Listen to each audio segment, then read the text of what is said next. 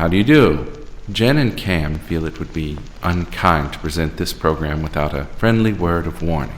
We are about to unfold our true crime podcast, a podcast of lifelong friends who seek to examine crimes which were committed without reckoning upon God. The discussion will be frank, and the subject matter will be of a grim and violent nature. I think it will thrill you. It might even horrify you. So, if there are young children listening, or if you feel unwilling to subject your nerves to such a strain, now's your chance to, well, we've warned you.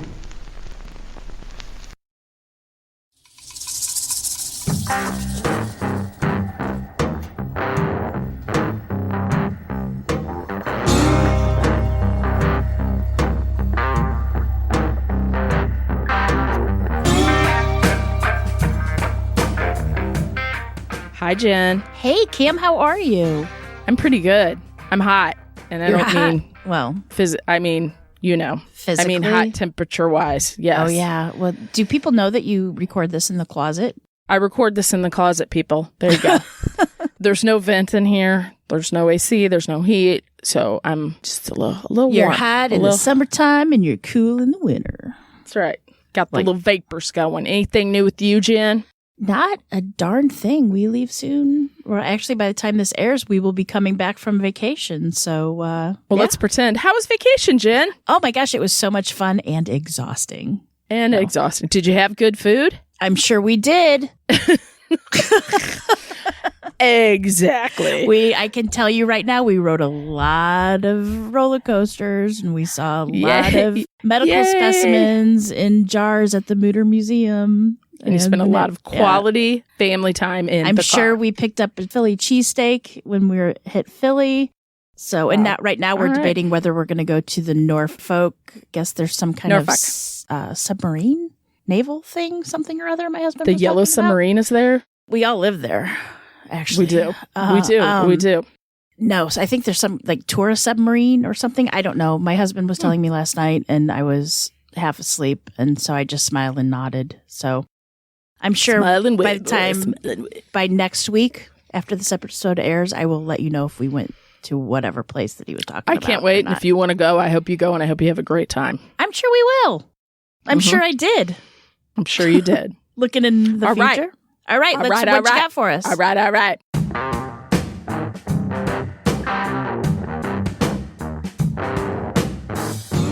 Corey Breininger was being raised by his father, Robert, and grandparents. And the arrangement worked really well for them because Robert and Corey were really close.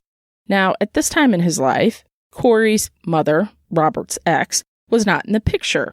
Now, Robert was, he was a fairly young man. So when he met a woman by the name of Judith Hawkey, there was a connection.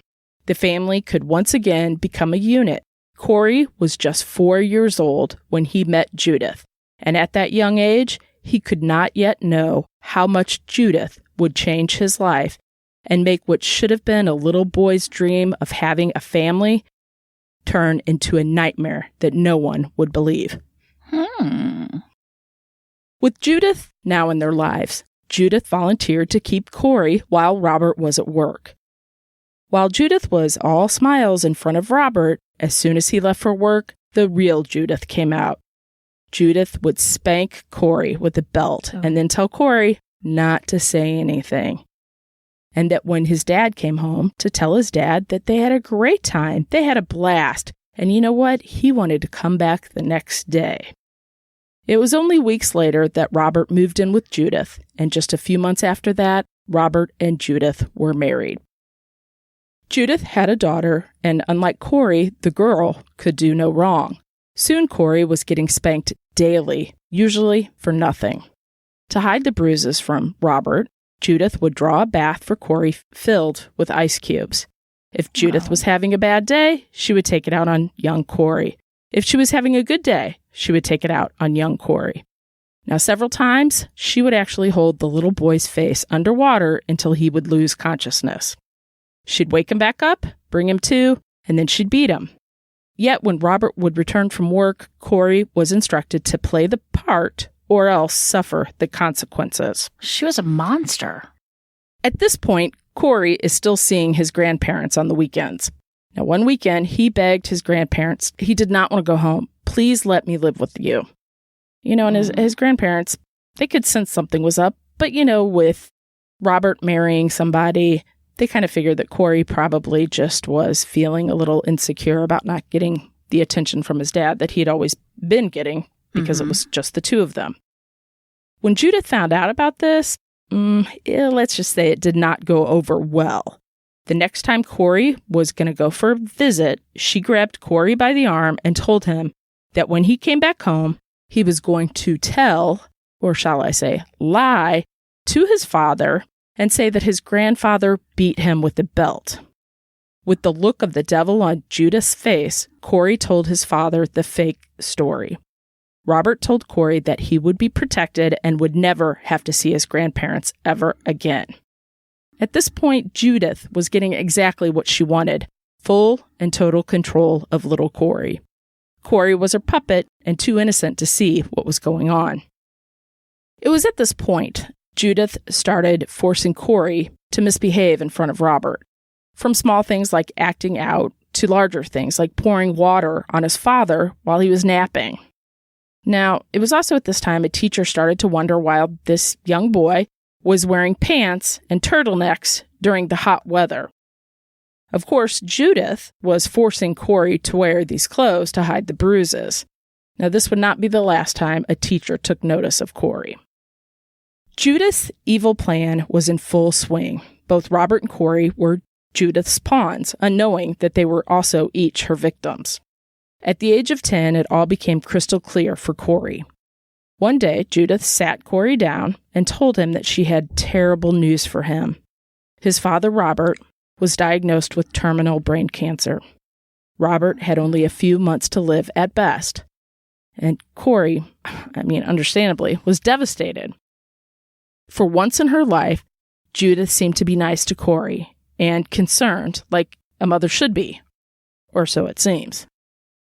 Judith goes on to tell Corey that she and his father had a long talk about the family and his illness and what was going to happen during the time from now till when he would pass. Judith tells Corey that she and Robert came up with a plan. The plan would mean that Corey, his stepsister, and Judith would all be taken care of after Robert passed.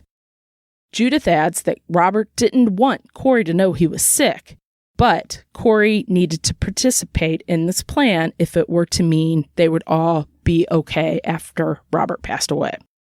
You see where this is going, don't you? I do. Unfortunately, it happens way too often. At this point, Corey is in tears. This little guy, he's 10 years old, and he was just told his dad is terminally ill. He's going to pass away. He's losing his father. His mother's already out of the picture. Right. He has no one left but the evil Judith. Thank you.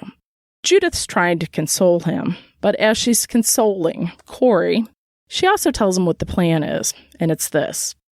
Corey needs to go to Robert and ask him if he can teach him how to hunt. Now, while they're out hunting, Corey is going to shoot and kill Robert, his father. That's right, the father. Then the family will collect the insurance money and they'll all be set for life. Now, mind you, Judith had told Corey that Robert had come up with this plan, yet Robert didn't want Corey to know he's sick. Yet Corey is the one that's going to kill him. You see the fallacy in this incredibly intelligent plan? Right, so you get that, right? Like Judith and Robert came up with this plan that Corey's going to kill him, make it look like an accident, but yet Robert didn't want Corey to know he was sick. That's a little maneuver you could only pull on a kid. The day comes, and Corey does ask Robert to take him out to learn how to hunt. Now, Robert's thrilled because this is good father-son bonding time. As they go out, Robert is teaching Corey all about gun safety, how it works, what you need to do to be safe, just the little things that, you would need to teach a younger person about gun safety before you get out there. As he's talking and going over all of this, Corey, of course, is thinking what he is supposed to do and starting to realize he can't do it. He can't kill his father. So he doesn't do it. He backs out of it. Thank goodness. They head for home, and when they enter, as in both Robert and Corey, Judy is not only shocked, but noticeably angry.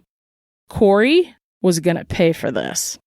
Judith scolded him out of the sight of Robert and threatened that when she told him to do something, he better do it.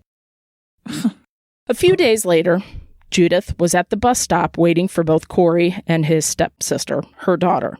And this is unusual because it's only like a block or so, and she wouldn't do this. So Corey got an immediate bad sinking feeling in his stomach. Judith had her daughter walk ahead of them. Go ahead, honey, just go ahead. We'll catch up with you. And she informed Corey that today was the day, and this time he would not fail.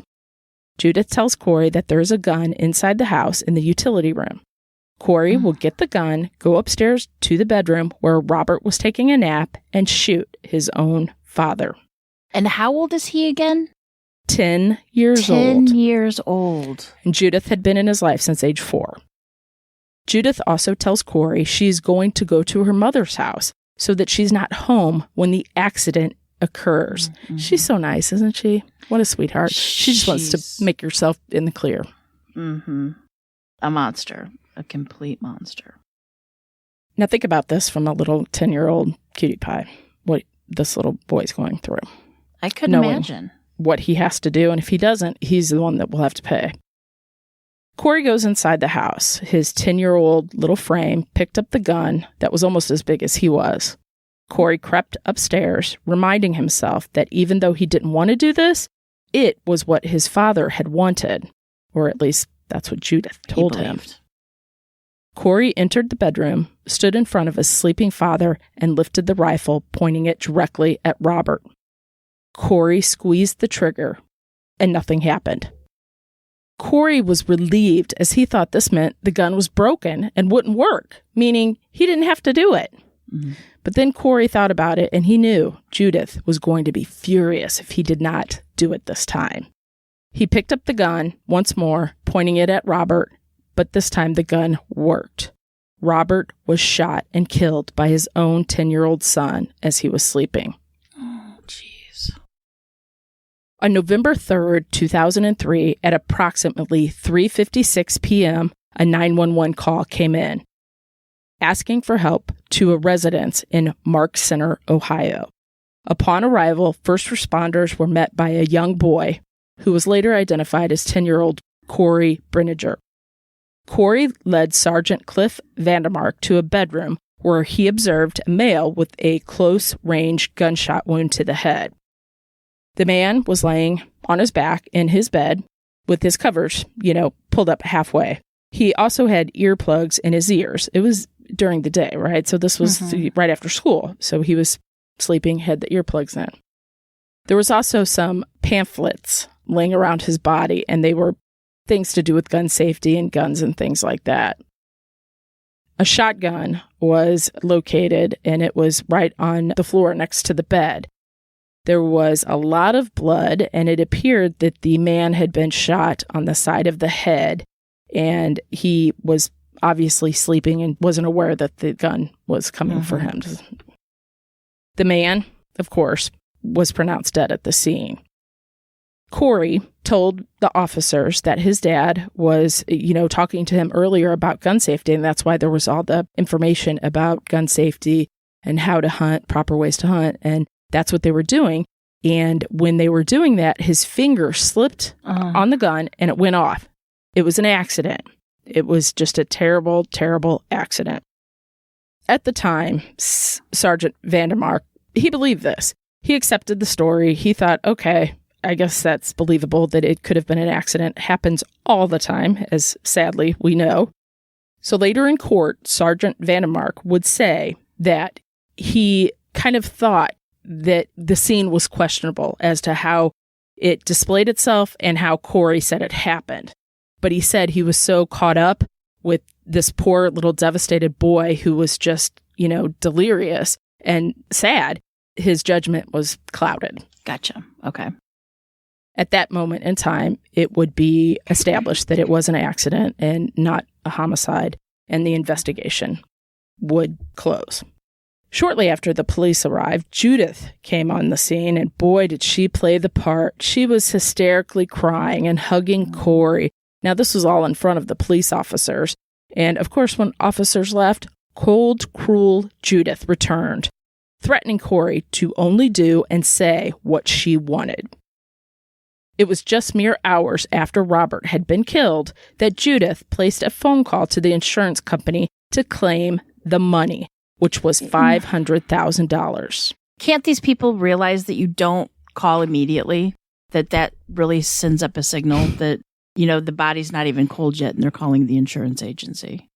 Where's my money? I want my $2. Well, in this case, it was $500,000, but but you know what I'm saying. That was my quote from Dead Like Me. With all this new money in Judith's pocket, she went shopping, and boy, did she go shopping. The money made her happy, and she even bought Corey a car. Corey loved that car, and he took great care of it. But mind you, he wasn't even 16. He wasn't 16 yet. So Corey's out there 10, cleaning the car, right? loving the car. Well, this was a little bit later, but he wasn't 16 yet. He would, he was loving that car. But you know what sweet old Judith did? She took that car and sold it right before he turned 16. Of course she did, That's right. She's a monster. Corey had had enough, and he had asked if he could live with one of his friends. The family took Corey in, but Judith was never far away, and she kept an eye and an ear on him. She had to, because she needed to make sure Corey would keep the dark secret from all they knew. One day, Judith confronted Corey and asked him, or demanded, when he was going to come home. Corey told her never, and she responded that she had an actual video of him shooting his father, and if he ever made a peep about this, she would hand it over to authorities and he would go straight to prison. Corey believed her because she had actually videotaped him before without his knowledge and then used it as blackmail. As time went on, understandably, Corey is struggling internally with what he did to his father. He even tried to kill himself, but thankfully he did not succeed. The suffering was unbearable and needed to end, but Corey felt like a hostage to his guilt and to Judith. But that was all about to come to a crashing halt. Here comes the teacher. Leave it to the old English teacher. Let's say that. When Corey was a senior in high school, the teacher gave a writing assignment to the class in which they were to write about something that no one else knows about. And this could be an event in their life, something personal, anything, but it had to be a secret, basically. She also promised that, her eyes would be the only pair of eyes to see these secrets from the kids. Boy, that's a brave teacher. There's no way. You would learn way too much stuff. No way would I do that.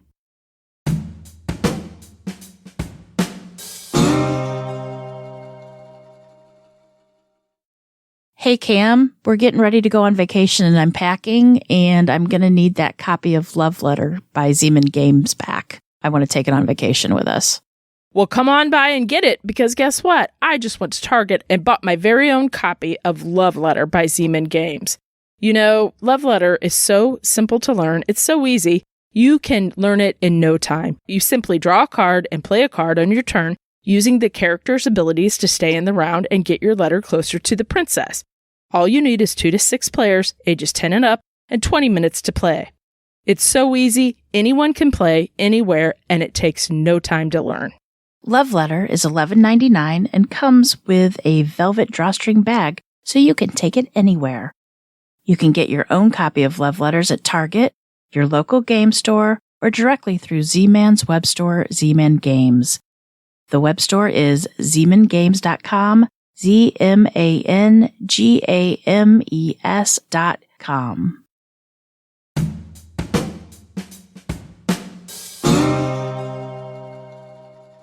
Corey finally opened up and he told exactly what happened to his dad on that day. To his teacher in the paper. Police were called and Corey was sent to the office and would once again meet with the detective, the very same detective that had responded to the call of his father's shooting many years ago on the day his father died. The detective tells Corey that, son, it's time to fess up. You need to tell the truth, the whole truth, and nothing but the truth about what happened on that day. Corey hangs his head, and he does finally confirm what they all suspected. Judith forced Corey to murder his own father and cover it all up for the insurance money. Corey was ready to go to prison to pay for what had happened. He believed he should go to prison. But instead, the detectives tell him he's not the one that's going to be going to prison. Instead, they were building a case against Judith. Judith Hawkey was arrested and charged with aggravated murder, insurance fraud, and child endangerment. She was found guilty and sentenced to life without parole. However, in 2013, Judith was granted a retrial. Corey was determined to once again stand in front of the court and Judith and tell them all exactly what happened. That's tough on a kid. I mean, even though he's older, it's still tough. Yeah. However, Corey received word that there was a plea deal, and Judith took it. With the deal, Judith would take an Alford plea. And with the Alford plea, you may or may not know, it's kind of like you're admitting guilt without admitting guilt. So you kind of did it, but we're going to, you kind of did it, but you kind of didn't. The West Memphis Three actually used an Alford plea, if you remember. When they took the plea, they were all three released from prison. With her new plea, Judith was sentenced to 10 years for involuntary manslaughter. But since they counted the 5 she had already served, Judith is expected to be released in 2023. Now, that soon, really? I started thinking, does this happen a lot? Because I'd never heard of that. And I'm going to get into the court docs and the abuse. I don't really want to go into it, but it was more, once I read over the court docs, I was like, oh, okay. But of course, there's always witnesses, and then there's always witnesses to both sides, as we know. Mm-hmm. I was curious, though, as if this was a thing. So I looked it up, and I found a case from 1981. You mean, is it a thing where somebody abuses a kid how often and gets does them? A child from a birth parent get bullied into killing somebody, or a child get bullied into killing one of their parents? Mm-hmm. So I found this case. It's from 1981. The boy's name was Eric Witt. He's a 15-year-old, and he shot and killed his 43-year-old father, Paul, in the family home. Now, Eric admitted to shooting his father, but he claimed that, yep, that's right, the gun accidentally went off when he tripped on a rug, and the bullet hit his father, who was lying, on a couch in the living room. The shooting was ruled an accident, and Eric was released. But because I'm telling you that story, 3 years later, Eric's grandmother, Elaine, who was 74, was killed with a crossbow. That's right. What? Mm-hmm. A few months after that murder, the entire family was arrested in California for forging Elaine's signature on her Social Security checks. What? So due to this, the bizarre story of the father murder, of course, comes out, everything. The lights come on, the roaches go running. You know what I'm saying? Like all the skeletons come out of the closet. So it seems that Eric's mom, we'll call her Hilma May, because that's her name, had tried to kill her husband, Paul, earlier. She had actually been trying to poison him with Valium, rat poison, among some other things. Now, poor Paul, you can't imagine, he wouldn't die. So she decided she needed something stronger. So she actually convinced her own son to shoot his own father. Now, she boo-hooed and cried and said that, the problem is that your father's going to divorce me and I'm going to end up living in the streets. So you need to really kill your dad so that we all aren't homeless, whatever. Now, it would also come out that later she persuaded Eric's little brother to kill the grandmother. What? Elaine with the crossbow. Uh-huh. And because you know what? Elaine was going to kick him out of the house and they're going to be homeless. Mm-hmm. So she doesn't even change up she just changes the characters of the story, but it's the same Pretty story. much, right? So the little brother, whose name is John, he actually told authorities that he was there the day that his father was murdered by his 14-year-old brother. At the trial, the younger brother, John, who had killed the grandmother, stated, quote, "My mom said I could strangle her or use my crossbow. It was up to me," end quote. She's a winner. Much like Judith, talking about jumping on the insurance money train. It was only a few hours after his grandmother had died due to a crossbow, which would be horrific. John testified in court that he actually went with his mother to find out about receiving the benefits from the father's death. When they returned home that night, they began cutting up poor Grandma's body with a knife and a chainsaw. The three would then scatter the dismembered body of their grandmother throughout California. Oh. John and Eric were both given 25-year sentences, and they were both released in 1996. Hilma Marie, on the other hand, received a 90-year sentence. There's no words. Am I right? No, not at all. There's a few things we need to talk about, but the whole story about Corey kind of shocked me because I just didn't know. I had never heard that before, that somebody would, kind of brainwash or abuse a child into doing something so horrific. Dirty work. To their own. Mm-hmm. Exactly. So I looked that other one up. But let's talk about the court docs for a second.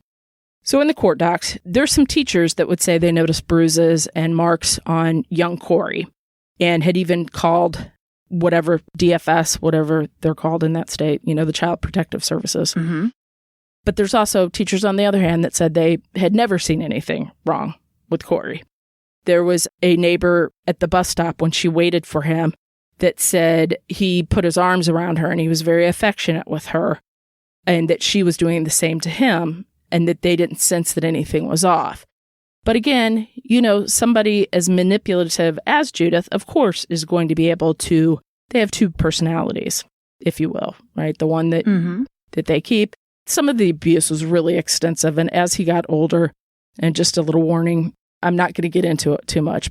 It was brutal. As he got older, a lot of the abuse happened around his genital area because it was easier to hide, frankly. Well, it's just injecting drugs. Exactly. Corey has went on. He's okay. He has a YouTube channel. He's doing, things. Hopefully he got the therapy he needs to go on and live a life. I'm sure. I just think sometimes evil comes in all kinds of ways. And, little Corey was only 4. And at that age, and at 10, when he killed his father, I think little kids are also, they don't know the permanence of death, but they also, it's more the right now. So if I don't do this, she's going to spank me. She's going to beat me. Mm-hmm. So I'm just going to do this. We'll just get it over with. And that's heartbreaking. Mm-hmm. As an older person, you would see that. You would see that this lady is manipulating me. She is using me. She did really terrible things. Like, she would talk him into doing things to get in trouble from Robert so that she could pin them against each other, so that Robert would be mad at Corey, and then Corey would be mad at Robert. And then the whole fact of telling him that Robert had a terminal brain tumor and that they came up with a plan and Corey has to participate in the plan, but don't say anything to your dad. Any older person, even a 15-year-old, I would think, would kind of see through that. But at 10, you're not. You don't have the life experience to know how you're being manipulated. Hell, exactly. Some adults don't know that they're being manipulated. Exactly. And so definitely at 10. It's kind of interesting that you brought up a child abuse case, because I literally just learned this like 2 hours before we came down here. But people out there don't know, I am a die-hard fan of 2 things from my childhood. One is Mr. Rogers. I absolutely positively love that man. And 2, I love anything Muppets. I love The Muppet Show as a kid, Sesame Street, love all that kind of stuff. Well, I recently stumbled across a TikToker that is a writer for Sesame Street. So, of course, I had to follow her. And somebody brought up about how, and I don't know if you remember this, but Big Bird's best friend, Snuffleupagus. Back when we were kids, Snuffy. Back when we were kids, Snuffleupagus was Big Bird's imaginary friend. Big Bird would say, "My friend Snuffleupagus," and they'd go on and he'd describe it, and none of the adults would ever see him. And so they'd just go, "Oh, okay, whatever." Mm-hmm. Well, during the 1980s, 60 Minutes put out a show about the alarming rise of child abuse that was happening in our country, in the United States. And the producers of Sesame Street decided that since the biggest character was the most childlike, Big Bird was the childlike, they feared that kids that were abused wouldn't speak up because they saw how Big Bird wasn't believed. Mm-hmm. So they wouldn't speak up about their abuse because they would fear that adults wouldn't believe them, is what happened. So they turned it around. So Big Bird they made Snuffy available or seen to all the adults. So Big Bird was justified, or you know what I'm trying to say. I totally understand. Yeah, so they made it to where whatever Big Bird said, everybody believed Big Bird because of the child abuse issues in the 80s, how it grew. That is really interesting because I do remember him being the imaginary friend, and then I remember him being on the show. Right. I missed and it. And they were like, oh, sure, you have a big elephant, like a furry mammoth type best friend, you know, and they'd go wink, wink, nudge, nudge, but nobody ever believed him. But it is because of the rise of child abuse cases in the United States in the 80s that made Sesame Street change it to where Snuffleupagus was actually saw by the adults. So kids would feel comfortable going to adults saying, this is happening to me. And they don't have to fear not being believed. I understand that. Right. And Sesame Street has always been really groundbreaking about things, new things, and trying to present it to children. And this is very telling of the loss of innocence, I suppose. So the show started in, was it 1968? 1969, I believe, or 68 maybe, yeah.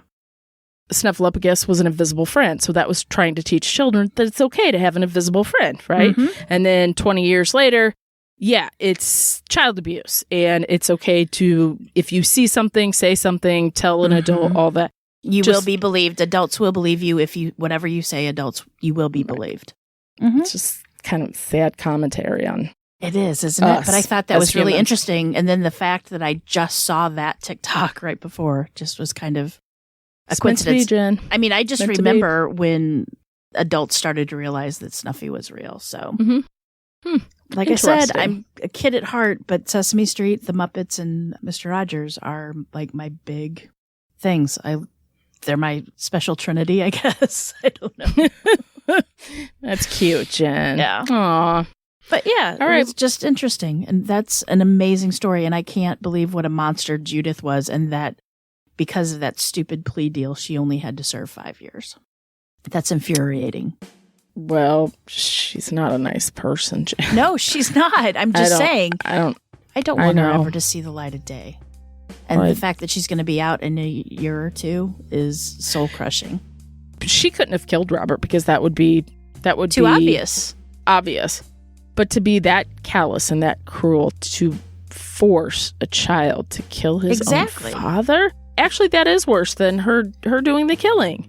It's almost like some kind of Greek tragedy. It is. All right, Jen, that's today's podcast episode for you. You got anything else you need to add? No, have you been watching anything lately? Anything good? No, because I haven't had internet because of the lightning strike. Oh, yeah, that's right. It's been glorious, I gotta tell you. So no, I have not. I've been watching regular. Okay, yes, I have. I have seen a couple episodes of Unsolved Mysteries. On watching that again on the Mystery Channel that you get without cable television. Okay. Oh, so is it the 90s 2000 Unsolved Mysteries? Yes, like the original one with Robert Stack. No, this is the newer one. Okay. Newer one. Oh, how is that? I haven't watched that yet. It's the same, but nothing replaces Robert Stack's voice. No, you know, there's still something about that music and Robert Stack's voice. Yeah, really, I mean, it's spooky. But I love it, like the close cropped interviews with the '80s hair and the bad name plate. You know, it's not the fancy stuff at the bottom, and the film. It's just shoddy, so it's kind of funny to go back. And, you know, every time I think of Robert Stack and Unsolved Mysteries, I think of 2 years ago at CrimeCon in Nashville, where Robin from the Trail Went Cold bought one of those saint prayer candles, but it was of Robert Stack. And he was, I've never seen anybody more proud of something they've purchased in their life. He's carrying it around with pride. He was. Right. He was like, I got my picture taken with him and he was holding that candle up. I mean, it was priceless. I love it. So every time I think of Robert Stack, I know that Robin is like the Uber fan, which kills me. I love it. That's cute. Love it. All right. So anyway, good show. Yeah. Okay. Well, I guess we will be back next week with the all new episode for you. Yeah. But until then, same bat channel. Remember, lock your doors and keep passing by those open windows. Bye-bye. Love ya.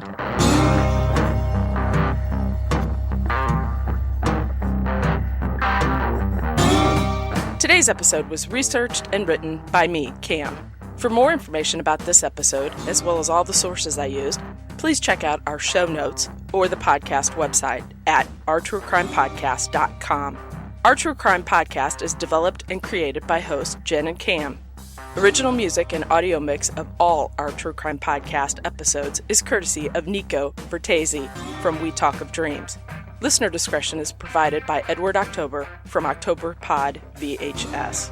Our True Crime Podcast is executive produced by Nico and Dick Vane. Make sure to like and subscribe to Our True Crime Podcast wherever you listen to your podcast. We can be reached on Instagram and Facebook at Our True Crime Podcast or on Twitter at Our True Crime Pod. You can email us at ourtruecrimepodcast@gmail.com. If you really like the show, make sure to check out our Patreon at Our True Crime Podcast. Our True Crime Podcast is an OTC production.